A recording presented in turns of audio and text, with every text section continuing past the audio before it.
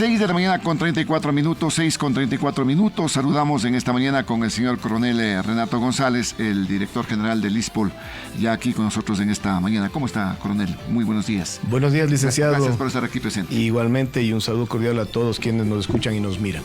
Cuéntenos un poquito, ¿cómo está la situación? Se conoció ya en estos últimos días, la semana anterior específicamente, que se dispuso desde la justicia que se active la Policía Internacional, en este caso la Interpol, para ubicarlo, pues, este señor Jorge Cherres, el mago Cherres, que hizo de las suyas y se fue desfalcando prácticamente esa gran cantidad de plata a la Seguridad Social de la Policía Nacional. ¿Cómo ha avanzado esto? ¿Ya la Interpol está en conocimiento? ¿Hay difusión de qué nivel, coronel? Yo quería primero puntualizar que es una noticia que la recibimos con suma satisfacción, pero que además demuestra esa labor tenaz de ciertos operadores de justicia. Yo quiero puntualizarlo en el caso del doctor César Suárez, que de Fiscalía solicitó este pedido a la señora jueza Yanela Norix, quien, dicho sea de paso, también es la misma autoridad que en su momento, meses atrás, nos autorizó la medida cautelar de inmovilizar los 240 millones de dólares de bonos de deuda interna que están en el Banco Central.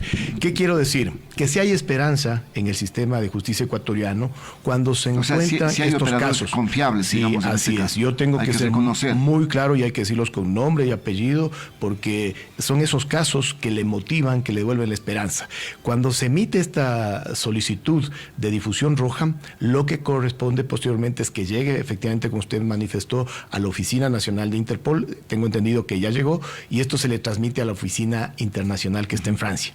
En Francia se hace un análisis que a veces ustedes saben, cuando son consideraciones de índole político, que no es este el caso, se puede evitar esa difusión. Entenderíamos que en pocas horas o días ya estaremos informados de que se ha emitido esta difusión roja. ¿Y qué permitirá? En primer lugar, yo creo que nos va consolidando lo que desde un inicio se hablaba. Pero tiene que calificar la Interpol en este sentido, esta difusión roja. De pronto va a decir que es perseguido político. Bueno, los señores pueden decir de todo, pero aquí hay una consideración específica. Nunca el señor Cherres fue funcionario público, así que descartado cualquier índole de persecución política. Claro. Persecución política. Ellos van a querer activarse a través de sus burós jurídicos a nivel internacional. No descarte que en un momento determinado inclusive recurran a la figura del asilo político, porque así opera. El crimen organizado opera de esa manera. Buscan todos los artilugios que esté a disposición de ellos. Pero yo estoy muy claro que esta solicitud de la justicia ecuatoriana de una primera difusión roja en el caso de Cevale, porque recordemos que él tiene otra orden nacional de detención en el caso peculado que todavía no ha llegado a nivel de difusión roja, nos va confirmando lo que siempre se ha manifestado. Esto fue un mega atraco, es un delito financiero, previo inclusive al lavado de activos, pero que va determinando una grave afectación al Instituto de Seguridad Social de la Policía Nacional. En virtud de ello, hay dos hechos fundamentales que sucederán en las próximas semanas. Primero, esta imposibilidad del señor Cherres de moverse libremente como estaba acostumbrado a hacerlo entre Panamá, Guatemala, México, Estados Unidos. Y segundo, aspiraríamos que en las próximas semanas, cuando ya esté emitida la difusión roja por parte de Interpol, exista la colaboración oportuna de las autoridades mexicanas, donde tenemos claridad de que se encuentra el señor Cherres. Este individuo está en México, entonces. Así es. Hace pocas semanas, creo que 2 o 3, recibimos inclusive una alerta de una persona que goza de toda nuestra confianza, que fue avistado en el balneario de Puerto Vallarta. Imagínese la vida pues que se da este sujeto, ¿no? Puerto Vallarta, Cancún, Ciudad de México, así es. Está aprovechando de estos recursos mal habidos, pues, ¿no? En este caso.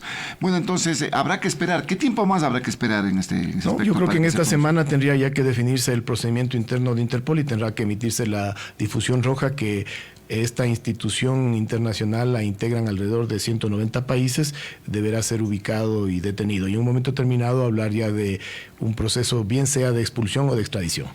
Ya, pero México, tomando en cuenta la tendencia del gobierno, ¿no hay problema por ese asunto? Siempre va a existir el riesgo que le manifesté, que en un momento determinado quieran contaminarle esto con una repercusión política, pero el señor Cherres, recalco, nunca fue servidor público, por lo tanto descartada cualquier intención de presentarse con una figura de asilo político. En segundo lugar, creo que está muy claro que son delitos financieros que se han demostrado, que existe una veintena de investigaciones a nivel nacional e inclusive también el gobierno norteamericano está investigando, y esto es importante. Ahora ahora ya el señor Cherres se constituye no solo en prófugo de la justicia norteamericana, sino también prófugo de la justicia internacional. A raíz de que se investiga en Estados Unidos, ¿Cherres no puede entrar a Estados Unidos? ¿Sí? Podría entrar, pero él inmediatamente sería apresado porque él ya está declarado prófugo de la justicia norteamericana por infracciones a la denominada Ley de Prácticas Corruptas en el Extranjero, FCPA por sus siglas en inglés.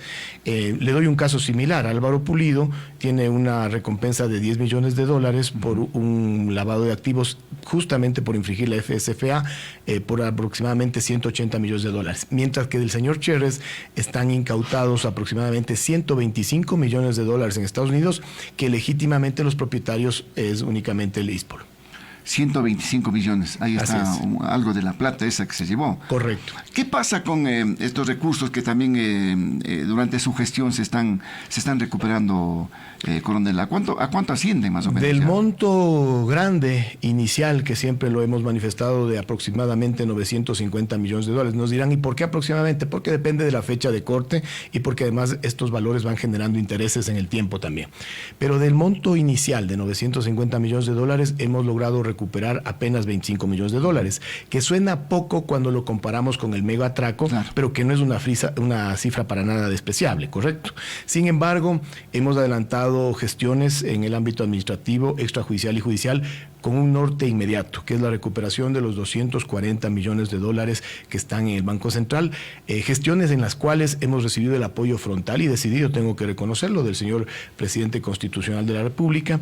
La semana anterior, ante su viaje por salud, esto sufrió una paralización, pero entendemos que como ya llegó el fin de semana, se podrá retomar estas gestiones y en pocas semanas, estoy muy optimista, estoy confiado, estoy convencido inclusive de que podremos recuperar esos $240 millones, que ya es una cifra importante. Claro, 240 millones realmente le caería sumamente bien, pues, ¿no?, a las finanzas del ISPOL. Le vendrían a estabilizar el estado financiero, porque ya es un porcentaje cercano al 30%, inclusive romperíamos un récord internacional de recuperación de estos atracos, pero sobre todo, vuelvo a insistir en algo que es fundamental, nos devuelve la esperanza de que cuando se hacen las cosas con tenacidad, con compromiso, pero también con apoyo de todos los sectores, se pueden obtener estos resultados. Ahora, a nivel internacional, ¿están buscando ustedes quién represente al ISPOL? Así es, y es muy pertinente su pregunta. Para que vayan a litigar, no sé qué es lo que van a hacer. Sí, en el ámbito nacional, nosotros el año anterior, justamente en octubre, contratamos al consorcio jurídico de Gonzalo Córdoba y Asociados, que nos ha dado muy buenos resultados, al punto que siempre hemos manifestado, ellos tienen dos honorarios, un honorario fijo de $900,000 por 24 meses de patrocinio y un horario variable del 3% de lo que vayan recuperando. Y yo le puedo decir que con suma satisfacción hemos tenido que cancelar varios de estos honorarios variables porque se han dado recuperaciones puntuales en varios millones de dólares. De la misma manera, nosotros tenemos que proceder a la contratación de un consorcio jurídico internacional. Inicialmente este proceso estaba radicado en la Procuraduría General del Estado.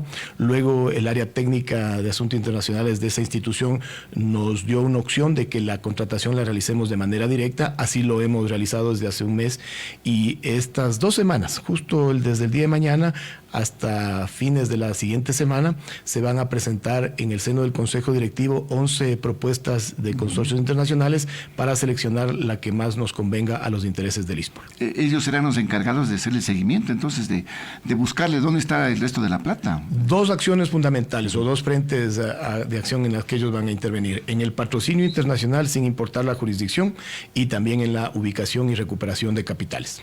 Ahí están las dos acciones. Esperemos que estas decisiones que están adoptando ustedes tengan estos resultados. Vean que estos 220 millones que están en el Banco Central, pues plata de los policías, plata del ISPOL, ya tienen que volver, pues, en este caso. ¿Por qué se han dado dificultades ahí?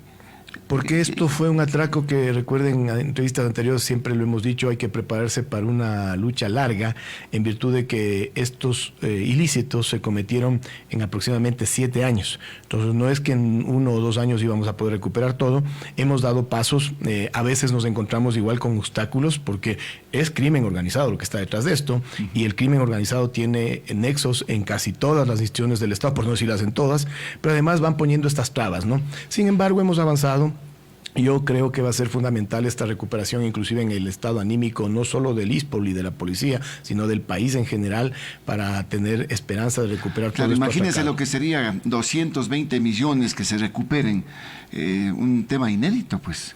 Histórico. Porque no se ha podido recuperar toda la plata que se han robado. Y recuperar 220 ya es decir algo. Así es. La cifra internacional de estadística nos habla que normalmente se recupera del 10 al 15%. Así que recuperar esto nos va a casi que duplicar el promedio general que existe en el mundo. Ahora, había preocupación porque los estados actuariales del ISPOL no han sido auditados tampoco desde el año 2017, coronel, por parte de la Contraloría. ¿Por qué no se han auditado esos estados financieros? Sí, esa es una de las facetas que están pendientes precisamente. Los estados financieros, primero hay que explicar qué son, ¿no? Es una radiografía contable del estado en el que se encuentra una institución, una empresa, una compañía. Estos estados financieros pueden decir maravillas, por eso es importante que se los audite para tener la constancia o la verificación de un tercero. En el caso del ISPOL, él tiene 3 organismos de control. 1, la Superintendencia de Compañías, Valores y Seguros para el ámbito del mercado de valores. 2, la Superintendencia de Bancos para todo lo que tiene que ver con inversiones. Y 3, la Contraloría General del Estado para la parte administrativa y para auditar estos documentos contables. En ese sentido, lastimosamente, desde el 2017 no se había realizado esta acción. Hay una disposición expresa de la Superintendencia de Bancos de que se lo cumpla. Nosotros hemos cruzado comunicaciones y aquí sí tengo que puntualizar. Yo no puedo responsabilizar a la actual administración de la Contraloría General del Estado de negligencias, de complicidades o de colusiones de anteriores administraciones. Eso quiero tener la claridad de decirles a nuestros oyentes. Pero antes sí hubo esa negligencia, entonces. Claro, pues porque el resultado lo dice. Pues, del señor Celi. Pero no solo eso, pues imagínense que 2017, 2018, 2019, 2020 no han sido auditados los estados financieros. ¿Quiénes estaban a cargo de la Contraloría General del Estado en ese momento? No se haya auditado esto. Lo que pasa es que todo esto estaba coordinado. Porque todo el sector público tiene que tener auditorías, pues, y hacen las auditorías. En una empresa privada, usted termina los estados financieros del 31 de diciembre y el primer trimestre del siguiente año está auditándolo con una firma de prestigio. Porque así funciona, ¿no? Pero imagínense que en algo tan sensible como seguridad social, y en este caso de la Policía Nacional, lastimosamente por 5 años no está realizado esto. Aspiramos que se cumpla. Ayer únicamente ya terminaba de firmar otro documento que nos pedían las preguntas, porque este proceso lo debería realizar la Contraloría General del Estado, pero su ley les faculta que ante imposibilidad de conocimientos técnicos o de talento humano puedan contratar a una empresa privada. Ahí nosotros hemos hecho el oficio. Pero ¿quién contrata a esa empresa privada? La Contraloría General del Estado. Sí, lo que nosotros le estamos pidiendo a la actual administración, al doctor Carlos Riofrío, es que ese costo que bordea los $200,000 se nos permita descontar del aporte anual que hace el ISPOL a estos organismos de control. Me refiero que anualmente el ISPOL aporta por el denominado 5 por mil, ya no tiene ese nombre, pero tradicionalmente así lo conocen los financieros. Por este aporte a organismos de control realiza el ISPOL transferencias anuales de $500,000 para el presupuesto de la Contraloría General del Estado y $200,000 para la Superintendencia de Bancos. Es verdad que estos recursos no llegan directamente a las instituciones, van a una cuenta del Tesoro Nacional. Sí. Pero sin embargo, para el ISPOL son $700,000 para organismos de control.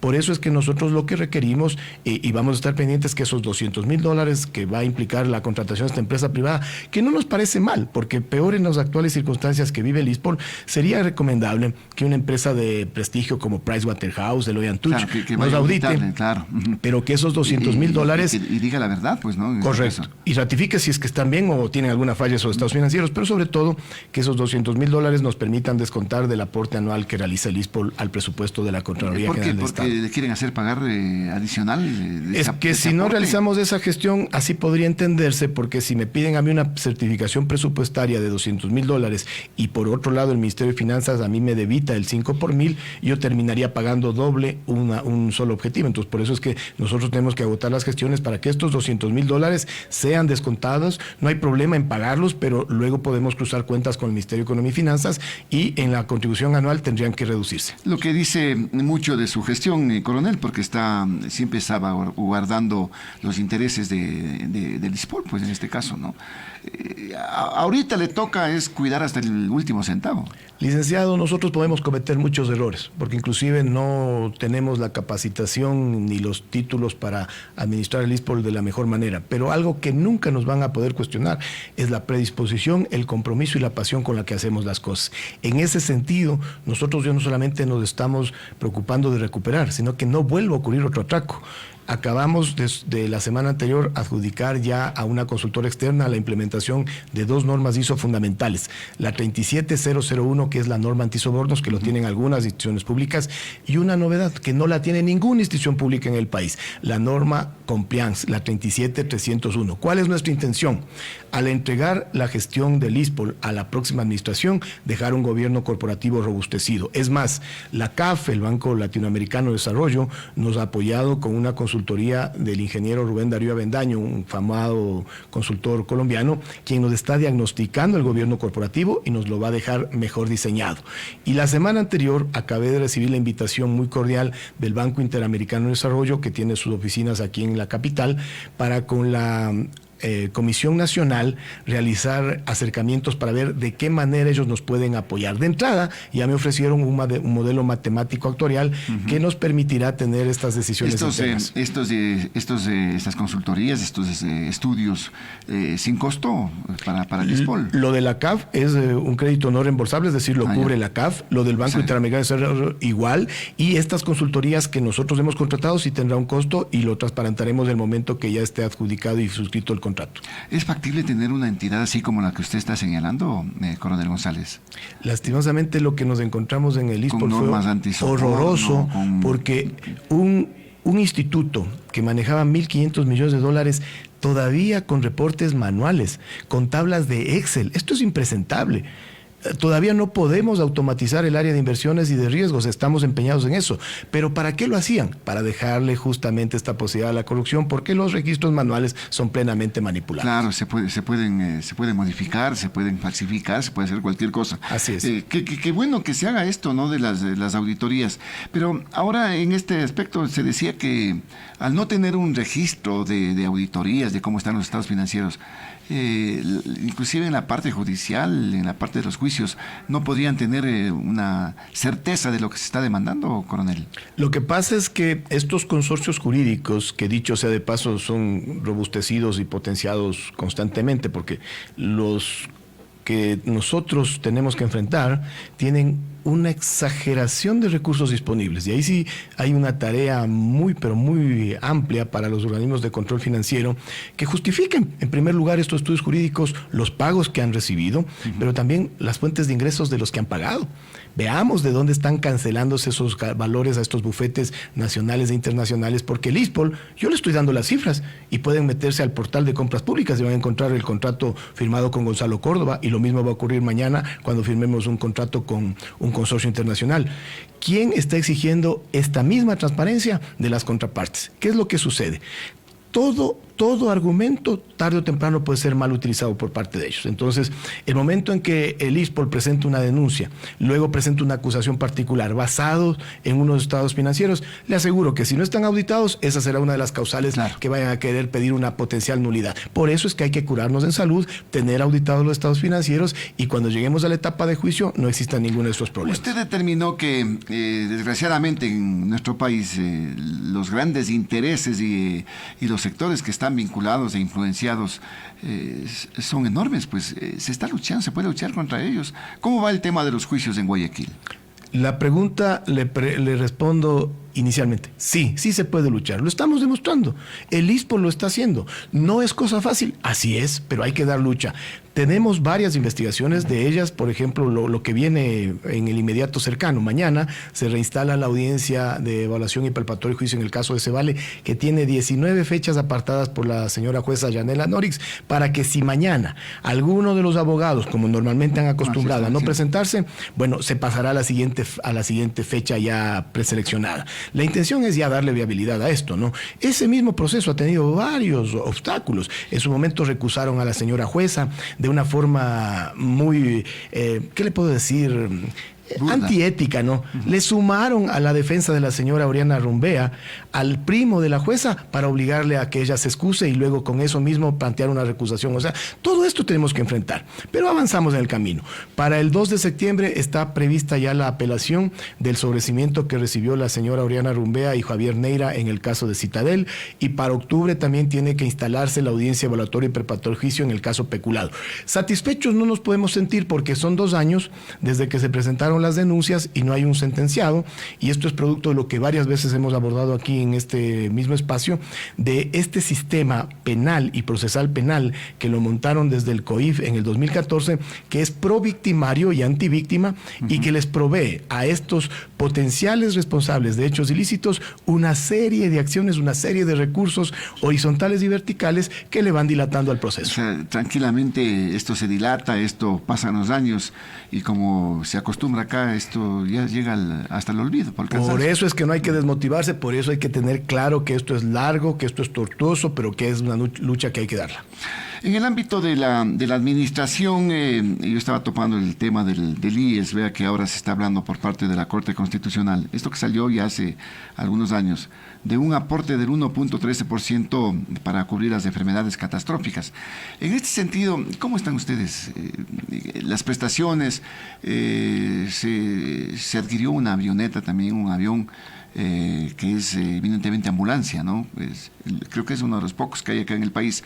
Pero ¿cómo está la situación, por ejemplo, en hospitales, de medicamentos? ¿Se están recuperando en este aspecto administrativo de prestaciones, inclusive para los afiliados, para los policías? Vamos punto por punto. El avión ambulancia se lo adquirió en el año 2013. Es un avión multipropósito, es decir, fundamentalmente para ambulancia, pero también para transporte de personal y de logística. Pero lo que sucede es que las administraciones anteriores se lo utilizó más para el transporte de pasajeros. El cambio sustancial que se ha dado a partir de que se hizo cargo del Ministerio Interior mi general Patricio Carrillo fue disponer que sea preponderantemente y como debe ser un avión ambulancia. Es el único que tiene certificado del Ministerio de Salud Pública para operar como tal, y además lo hemos puesto a disposición de todo el pueblo ecuatoriano. Este es un avión del ISPOL. Es un avión bueno, en este momento la propiedad le corresponde a la Dirección Nacional de Atención Integral en Salud, pero fue adquirido con recursos del ISPOL.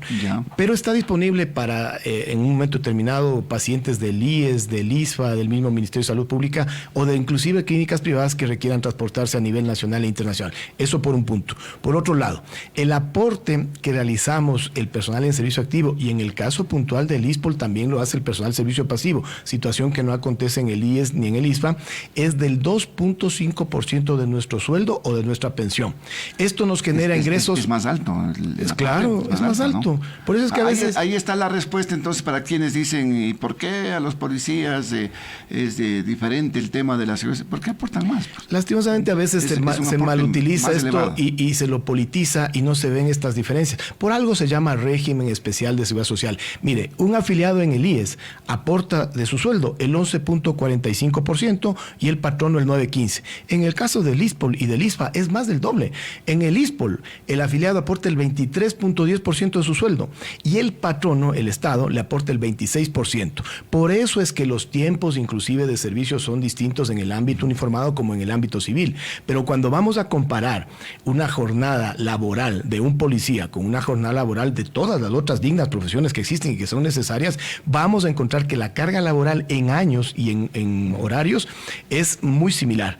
En virtud de ello es la diferencia que existe entre límites inferiores de jubilación. En el caso del IES me parece que es 30 años, en el caso del ISPOL actualmente es 20 años, pero los estudios actuariales nos recomiendan que movamos ese límite inferior de 20 a 25 años. Se va a subir entonces digamos, para la edad de jubilación, entonces. Sí, porque mire que le doy un ejemplo. Lo normal en seguridad social, de lo poco que voy conociendo, es que uno aporte el doble del tiempo y reciba la mitad de beneficios. ¿A qué me refiero? Que uno debería aportar 40 años para recibir 20 años de pensión. En el caso del ISPOL esto está invertido. El promedio de aportación son 22 años y el promedio de recepción de beneficios son 49 años. Esto es algo insostenible y uno de los principios básicos de la seguridad social es la sostenibilidad posibilidad. En virtud de ello, yo creo que es una de las medidas ineludibles que tendrá que hacerse, que así lo recomiendan los estudios actuariales, moverse el límite inferior. ¿Y incremento también en el porcentaje de aporte de pronto? Se puede analizar para las nuevas generaciones, pero no se ha previsto por lo pronto. Pero lo que sí tiene que moverse es de 20 a 25 años como límite inferior para acceder a la jubilación, y que esto además no tiene que preocupar a las promociones que ya están en la Policía Nacional y que tienen más allá de 15 años, porque vendrá un proceso de transición. Claro, es decir, los que tienen 19 deberán moverse a 21, los de 18 a 22, los 17 a 23, los 16 a 24. Las generaciones que tienen de 15 años hacia atrás, ellos sí tendrán que migrar a los 25 años de servicio, pero además lo que se busca es que en su edad de los años ya que van a requerir asistencia tengan una pensión digna. Claro, ¿se está socializando este tema? Estamos todavía en el proceso de sincronizar los estudios actuariales con un borrador que existía de ley. Cuando esté sincronizado se realizará un proceso de difusión tanto a las asociaciones de servicio pasivo como al personal de servicio activo, y finalmente conocerá el Consejo Directivo para aprobarlo. Es verdad que llevamos un año de retraso en el cumplimiento de la sentencia de la Corte Constitucional, pero inicialmente era incumplible porque se disponía que la nueva ley o la nueva propuesta de ley de seguridad social de la Policía Nacional esté basada en estudios actuariales, y solo el contratar los estudios actuariales nos llevó alrededor de 5 meses, más el tiempo que tomó el desarrollarlos. El tema de las prestaciones, ¿cómo camina? ¿Cómo está el tema de los hospitales, medicinas, todo esto? Bueno, el sistema de salud policial, lo habíamos dicho, está en un precario estado, producto de que en 20 años no ha existido una inversión sustancial. Recordábamos que en el 2001 éramos 16,000 policías activos, 4,000 pasivos y una población a atenderse de 50,000 personas.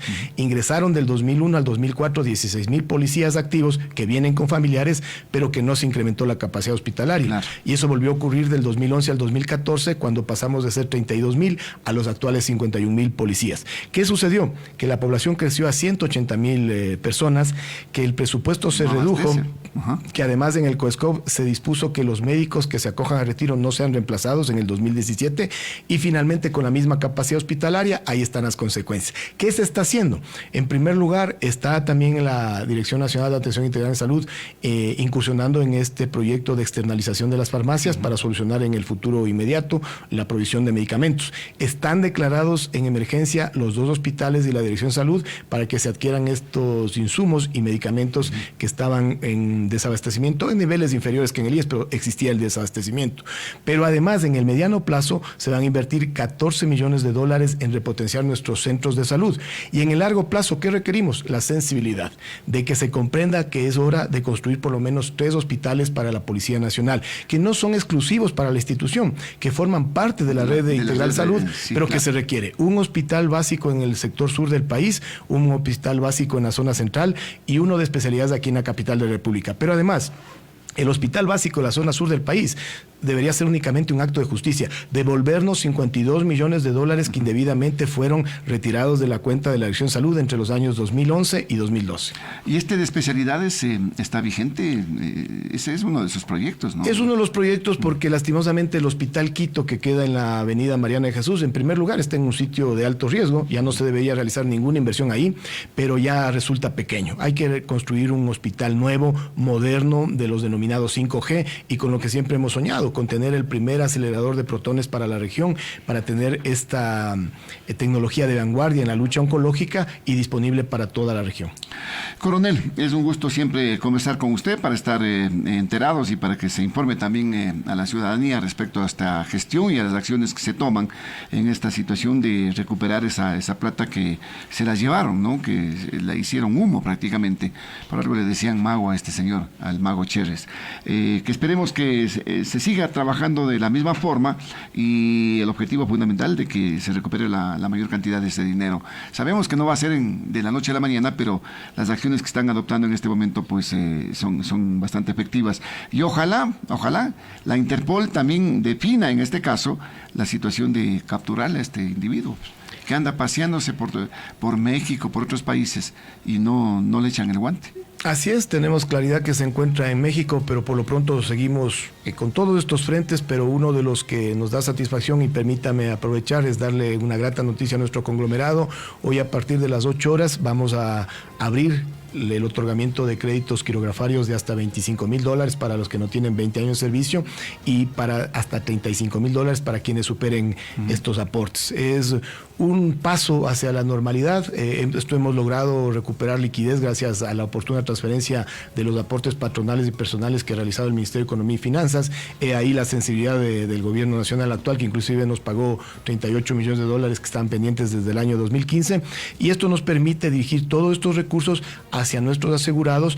Son valores, son divisas, son recursos que ingresarán a la economía ecuatoriana, claro, la dinamizarán, pero también cumplirán un rol social que es solucionar esta parte financiera de nuestro asegurado. Así que desde las 8:30 les invitamos a que realicen su solicitud en la página web. Sí, nosotros hemos procurado evitar cualquier contacto humano. Coronel, muchísimas gracias. Muy amable por su participación y su presencia en esta mañana. El coronel Renato González, director general del ISPOL, aquí a través de Radio Noticias La Poderosa. Vamos